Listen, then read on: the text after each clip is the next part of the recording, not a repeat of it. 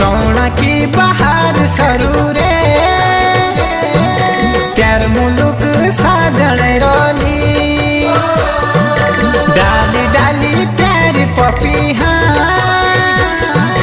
कोयलिया भाषण रोली